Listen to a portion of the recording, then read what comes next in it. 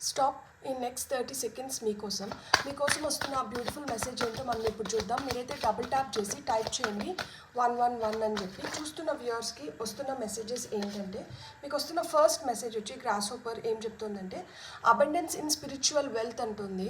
So మీరు ఆ సుసంపన్నమైన స్థితిలోకి వెళ్ళబోతున్నారు.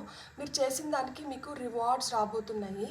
మీ ప్యాషన్ ఏదైతే ఉందో దాన్ని మీరు పూర్తి స్థాయిలో ఇప్పుడు ఆస్వాదించబోతున్నారు. జనరస్గా మీరు ఏవైతే ఇస్తున్నారో దాన్ని మీరు తిరిగి పొందుతున్నారు.